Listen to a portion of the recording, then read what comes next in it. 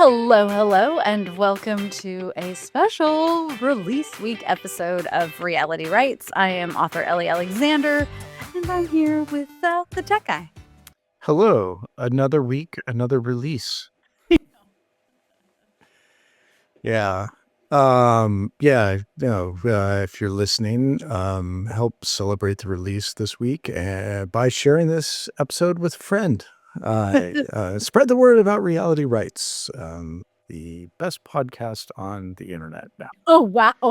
Yes. I'm just, I mean, right? You got to say it, I guess. Somebody had to say it. Someone had to say it. Yeah. No, actually, if you're not listening to the Severance podcast with Ben and Adam, you should be, because it's pretty awesome. But Reality Rights is probably a close second.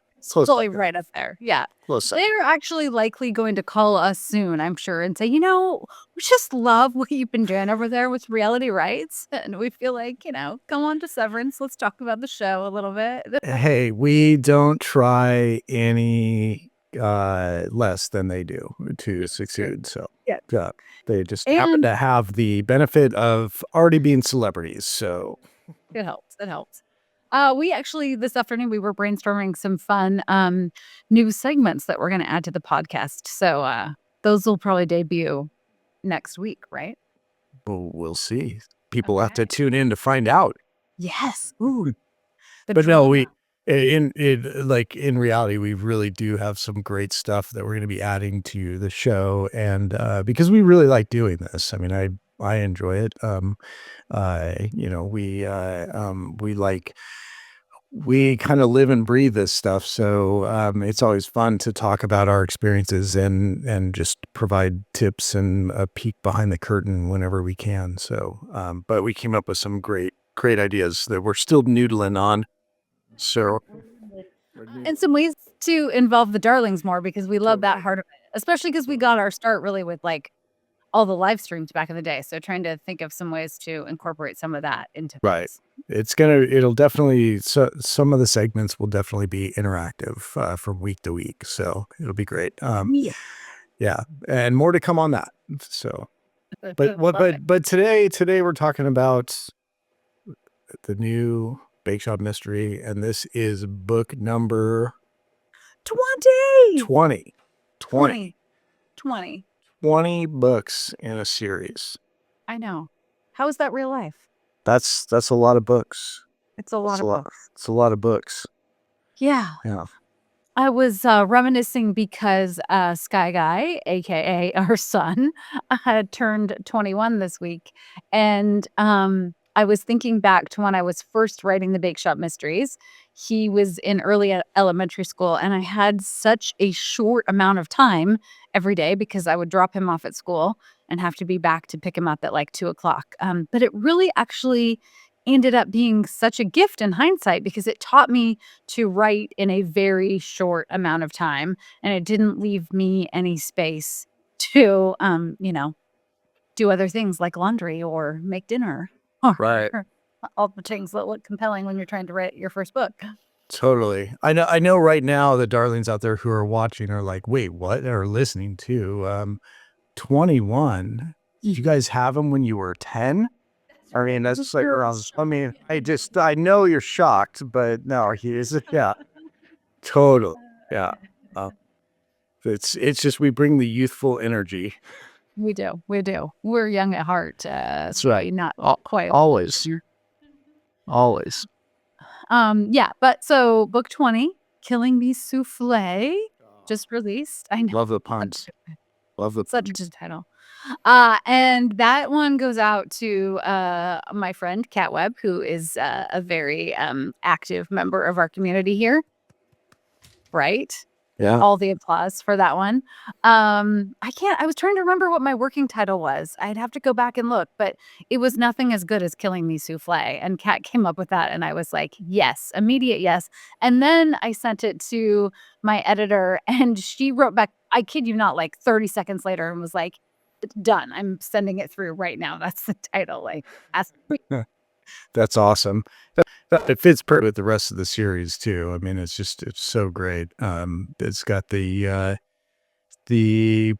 pun level is off the charts, and it mixes in baking. So, I mean, what more can you ask for? You cannot ask for anything else, except I will be singing that song, like, all week long now, for better or for worse, so there's Yeah. that. Yeah, Yeah. I'll advance to anyone who follows Ellie on social media, but you'll probably be hearing that song a lot in posts. So, yeah. What are you gonna do? It has to totally. It's got to complete the pun. So perfect. Yes. So, Killing Me Souffle, you'll be singing it. You might be baking a souffle, hopefully this week, if you're reading it. And, I thought that what we could do with this episode of Reality Rights is give the darlings a little overview about the book, about the story, about sort of where things are at 20 books in, without spoilers, which is, I gotta say, maybe more challenging than writing the books at this point in time. Yeah, it feels like if I mean, I guess it'd be hard to give a series overview at this point without pretty major spoilers because Yeah. 20 books in, a lot has happened in Ashland, and yeah, I don't know how you do it. I mean, you could give a very generalized overview of the series, I guess, but yeah, Books, baking, a little Shakespeare, and always a body. Done, done, and done. There you go. right, right, totally, yeah, No, for this book, what I can say is for anyone who is new to the series or not caught all the way up to book 20, which I fully understand, is that Juliet, our pastry chef, and a few of her team members from Tort, the artisan bake shop that she manages and owns in Ashland, are heading to Brookings in the charming Southern Oregon coastal town to cheer on two team members, Sterling and Steph, who are launching a new endeavor. And this storyline came about because I had a dear friend in Ashland, Wendy, who unfortunately died a couple years ago. And when we first moved to Ashland, she was like, "You have to go to Whales Head Resort. You have to go to Whales Head Resort. I have a cabin there. Come to Whales Head. You have to send Jules out to Whales Head at some point in time." And at this stage, I don't know, I was writing what, like book 7 or 8? Like, we right. had just moved to Ashland, so I wasn't that far into the series, and I was like, "I'm not ready to send her anywhere else yet." Um, and then the first summer that we lived in Ashland, we took a road trip to Brookings and Gold Beach, and we were like, "Oh, okay, yeah, this is great." And we drove up. Do you remember to Whales Head to like check out the cabins and like get a view up there and everything? Yeah. Yeah, well, first let's talk about how you get to the Southern Oregon coast from Ashland because Yeah. it's not an easy venture. Nope. For Nope. people who aren't familiar with the area, you can't drive west from Ashland and get to the Pacific Ocean. Not at all. If you if you drive west from Ashland, you will drive into the Bureau of Land Management forest that goes on for hundreds of miles. So it's just like, yeah. So you actually have to drive up to Grants Pass, north of Ashland. It's about 30 minutes north of Ashland, or down into California, loop around and come back up into Oregon to get to the Southern Oregon coast. And then if you go north of Grants Pass, then you can go west and then come down the coast. Beautiful drives both ways, but it is just funny that you have to drive 30 minutes north or 30 minutes south. Well, no, actually, when you go to Grants Pass, you still then that is when you come back down to California. You have to go all the way up to Coupang Yeah, to get yeah. like you have to go way farther north to come and backtrack down. To go, that's right. I forgot Yes. about that. You have to go. Well, that's right. It's faster to go up north to Grants Pass and then And then come down yes. into California and then loop up. So you're kind of doing this like S turn around the forest, which is pretty amazing. It's actually, it is a beautiful drive. It's actually also a very dangerous drive. Yeah. Historically, the road is pretty scary. It's pretty dark, so don't do it at night. No. First time. But that's right. Yeah, I forgot. See, I blocked it out. We love The road trips, but I blocked that part out. Yeah. No, that one is scary, and then you have the cliffs that are right there, and, like, rocks are just, like, these giant boulders barely clinging on with, like, a shred of dental floss waiting to come down and smash your car, and yeah. Totally. It's very good for mystery plotting along the Yeah. right. Uh-huh. Yeah. Well, and one of the first times we went, it had been a summer of just horrendous smoke in the valley. Ashland is called like the Valley of Smoke. And we were trying to find clean air anywhere. And I remember like we got like past this point where the skies cleared and it was literally like in the rear view mirror, you could see this wall of smoke. And then out in front of you was like the ocean and blue Yeah. sky. And Yeah, that was the year. It was unfortunate. I can't remember. Gosh, there were so many fires. I've forgotten many of the names, but that fire was in the forest I was just talking about. So yep. we weren't even sure we were going to be able to make it. But then, like I mean, obviously, we wouldn't put ourselves in danger. But we we went down there, and then yeah, I got over to the coast and got away from the smoke for a nice little reprieve. Which is great. Yeah, Yeah, so you take this whole massive trek to get out there, which is like 2.5, 3 hours from Ashland. And then once you're on the coast, it's stunning. There are these gorgeous monoliths out in the ocean and just like miles and miles of untouched beaches. And again, the forest like juts right up to the beach there as well. Whale's Head is up on a cliff, and then you can hike down from there to get to the coast. But we're also talking just tiny little old retro beach towns. Like you feel like you're right. stepping back in time a little bit.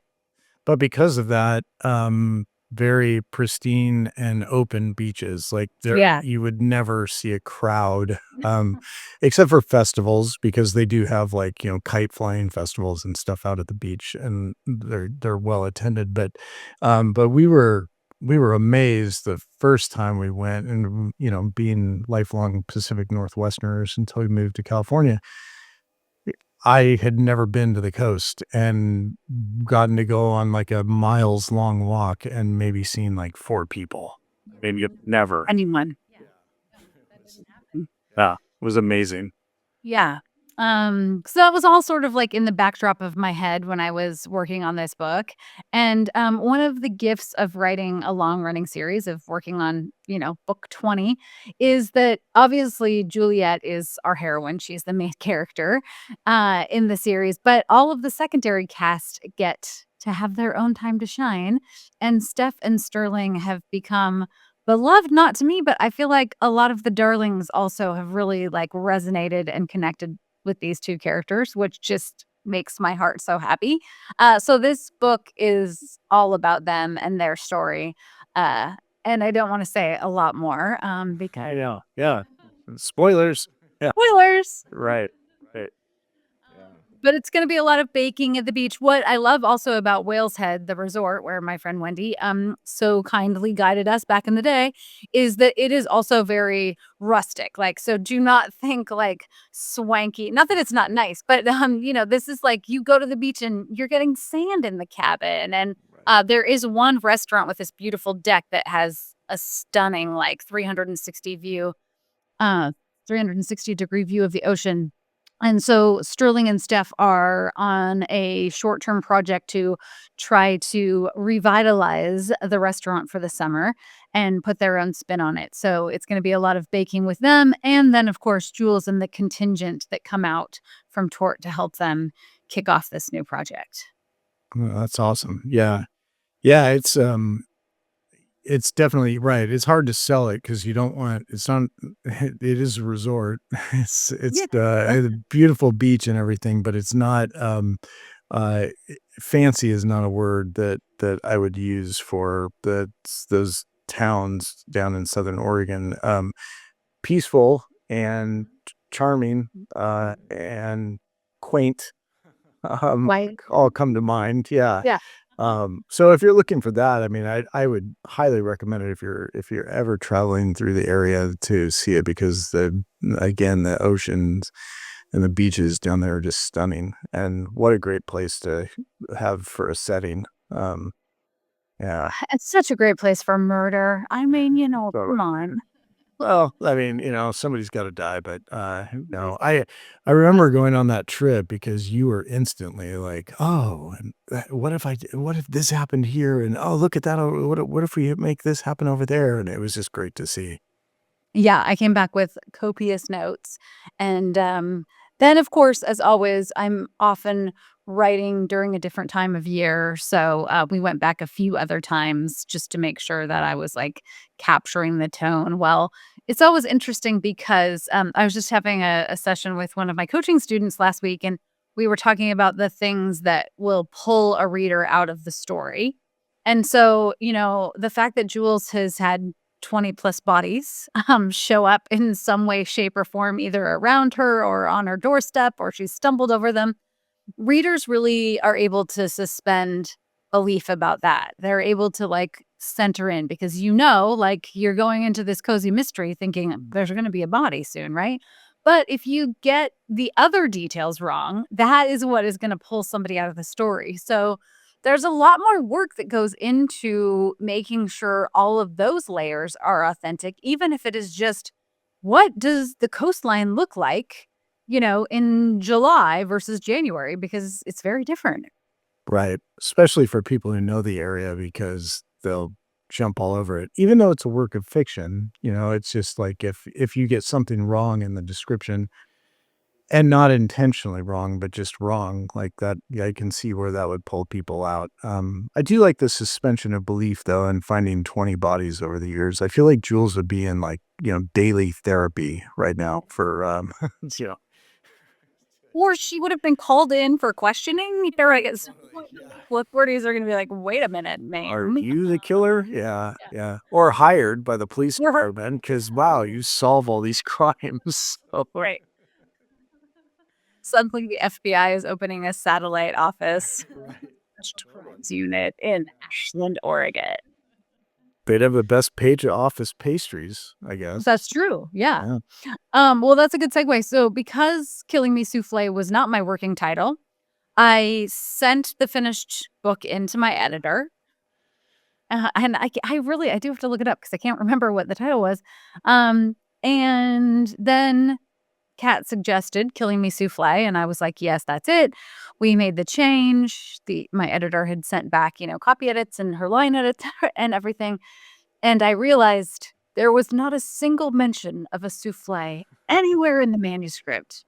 Nowhere. Yeah. Well, and I guess that's interesting. Readers and writers probably want to know. Like, so when you're writing the Bakeshop Mysteries, do you have a title in mind all the time to start out, and then knowing that you theme the food or the baking, the scenes where Jules is actually baking, not the recipes at the end, but the scenes where she's baking and stuff, that's themed after the titles. So this obviously presented a challenge. It presented a challenge because the book was done, the recipes were done also, so I had to cut one recipe in favor of a souffle, and if you remember, I spent a frantic weekend baking souffle, which we'll talk Yeah. about in a minute. But yeah, I usually have a working title that does not always necessarily dictate what the final recipes are. Usually what I do, and it's funny because I was just talking about this with a different client, last week, I do multiple letter layers of editing. So in the first pass, let's say the very first draft that I'm writing, because it's pretty short and very bare bones, I might say, Jules bakes a cake. And it's just that. There's nothing else. And then once I'm finished with that draft and I let it sit for a while, I come back to it with fresh eyes.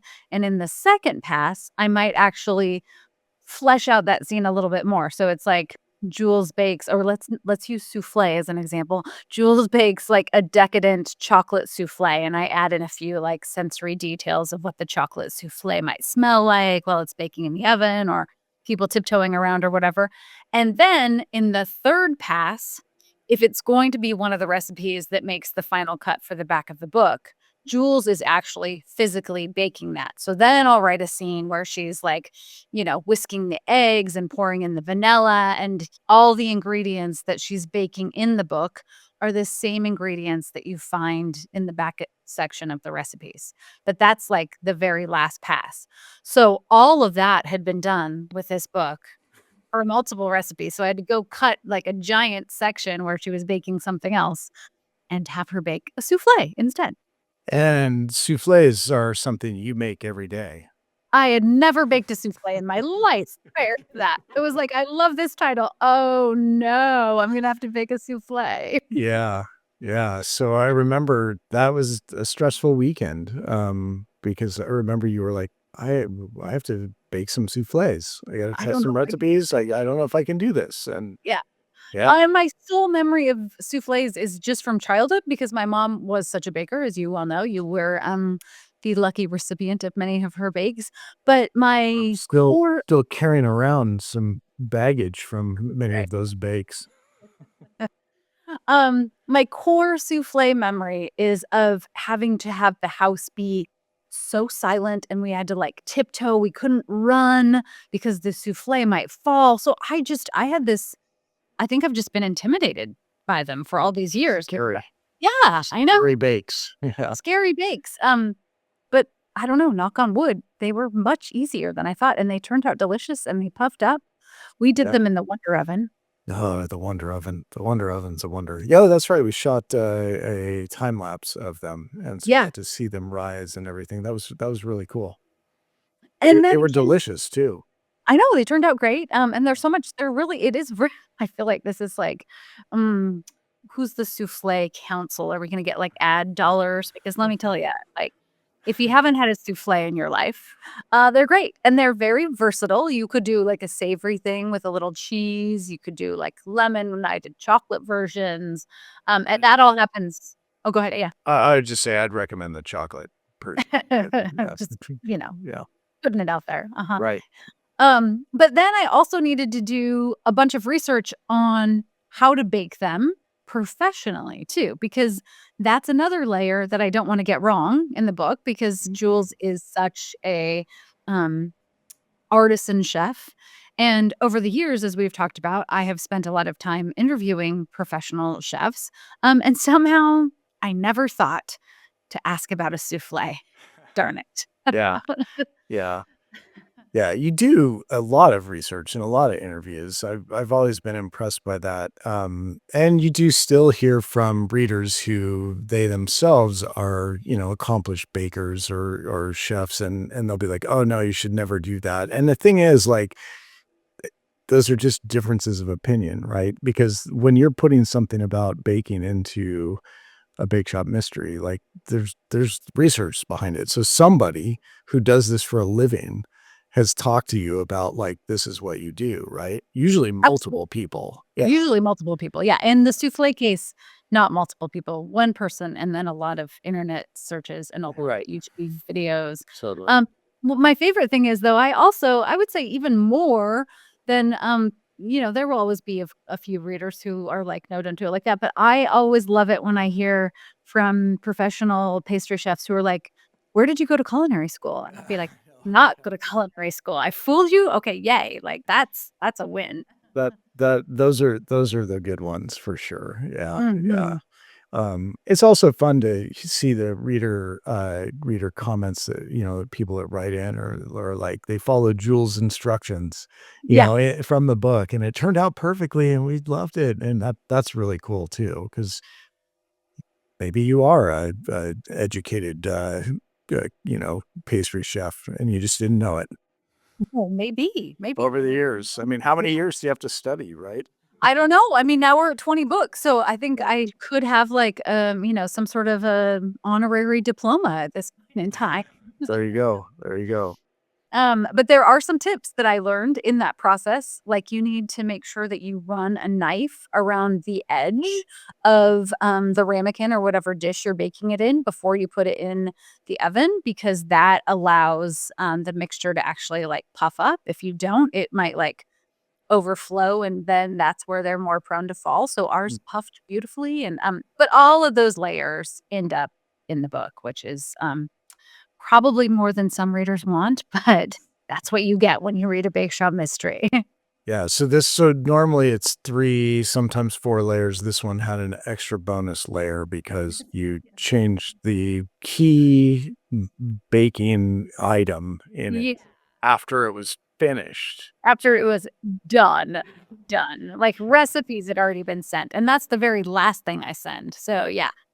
And it was a title, yeah, like you're saying, like, you can't it's souffle is in the title. If it was Right. something that was more, like, I don't know, meet your baker or anything that Right. is more generic, it wouldn't matter, but Right. Right. Yeah, that's a good point. Yeah, because you do have like it'd be like caught red-handed without bread Right. in it, you know? Yeah, Yeah.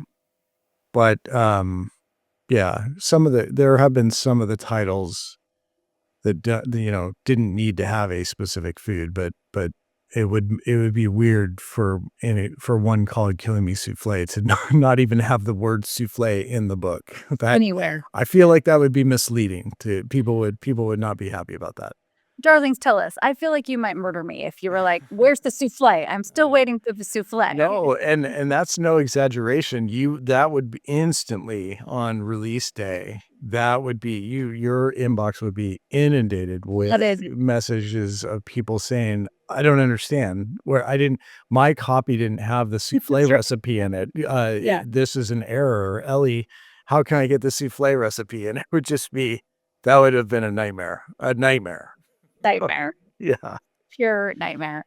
I think on the non-nightmare side, I have also been, sort of just, like, reminiscing about the gifts that have occurred over the last 20 books, because it's been a lot and, like, reliving a lot of, like, my favorite bake shop memories, starting from the very beginning. Speaking of Meet Your Baker, we kicked off that book with a launch party up in the Portland, Vancouver area where we were living at the time, and honestly, I didn't know if anyone would show up, but my dear friend Erica worked with me, and, we reached out to local bakers and pastry chefs, and that's how I made a lot of those connections early on, and, they all brought pastries to give away and cakes, and, we had it at this local indoor wine shop, and that night was, like, unbelievable to me because it was standing room only. Sky Guy, who we were just talking about, is now, like, a full-fledged adult. He made a security badge. Do you Right. remember that? He and a couple of his friends were security for the event. Yes. That was amazing. Yeah, and, like, I don't know, he was that, like, 4th grade or something at the time? Like, yeah, that's And amazing. I convinced my dad, I didn't really have to work that hard, to I found a costume rental shop in Portland that had, like, the full Shakespearean garb, and I convinced him to come dressed up as Shakespeare, so yeah. You gave it away because I was gonna say he had this Shakespeare costume in it hanging in his closet, but He might have kept it, I don't know. yeah, that's funny. No, we were that was, but just blown away. That was like I think that made it very, very real. Just Yes. the number of people that showed up and the excitement, I think a lot. I mean, lo- all of it had to do with you, but it's like this whole series. Food is a character in it. I Yes. mean, it's just so integral to the. I mean, yes, I get that the series is called the Bakeshop Mysteries, but it is like the thing that you get the most email, DMs, everything about is the food and just people just like going on and on about the food and loving the food and wanting more recipes and just and that part has been really, really cool to see. Yeah, and I think, yeah, I've been thinking so much about that too, and just in terms of like all of the connections that we've made over the years, and the way that you, darlings, have touched my life back, or the things that you'll share with me. I mean, you know, getting invited to your weddings, to baby showers, a reader who got a tattoo of one of the covers. I mean, it's Wild. just, Yeah. I know.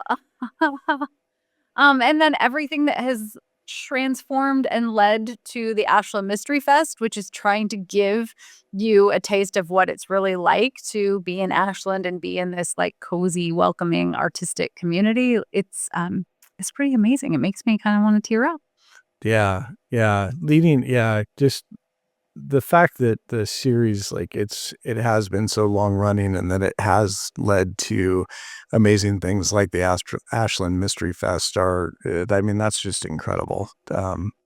I remember last year we it was like first day of registration and everything. It wasn't even time for the opening event, and we were standing in our hotel room and just looked down at the street and saw all the people walking around with their Ashland Mystery Fest badges on, and that was just an incredible feeling for me. And I don't even write the books, so it was just I can't even imagine. Like it just it felt really good to see like the community that's grown over the course of 20 books in the Yeah, series.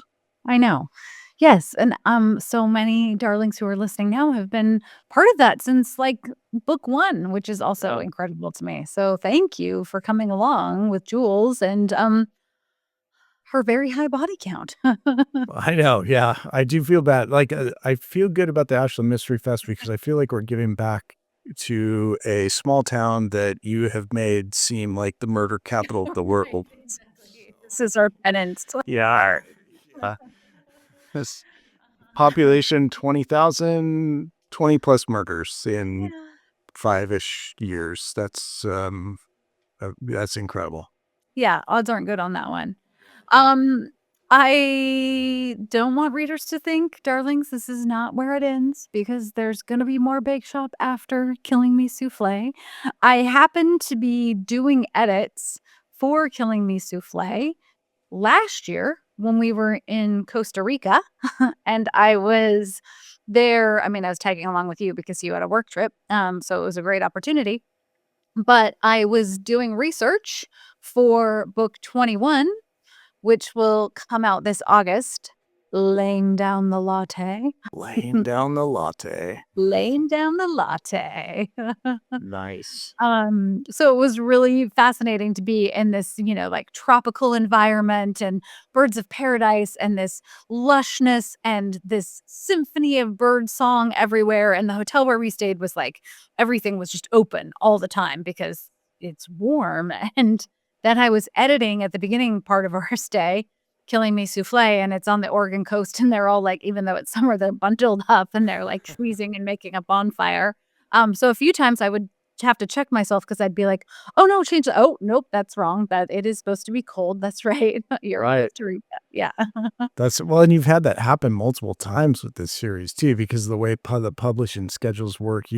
I feel like you've always been working on a book that's cold when it's hot wherever you are, and vice versa. Like it'll be the middle of winter, and you'll be writing about was it Crime of Passion Fruit? It was like Jules and crew are on a cruise in the Caribbean, and it's just like, yeah, it's 12 degrees outside, and there's a foot of snow on the ground. So I'm typing this with 4 blankets on my lap, right, 3 right, pairs of socks on, and we're still freezing. Yeah, right, exactly. crackling fire in the corner. Yeah, Yeah. yeah. So I will share the cover again for laying down the latte. But if you are reading Killing Me Souffle as we speak, or you're going to read it soon, don't worry. There's going to be more murder, food, and a lot of lattes to come. I will tell you that book 21 is going to be Andy's adventure because he's going to obviously have to go to Costa Rica to immerse himself in the coffee culture for sure.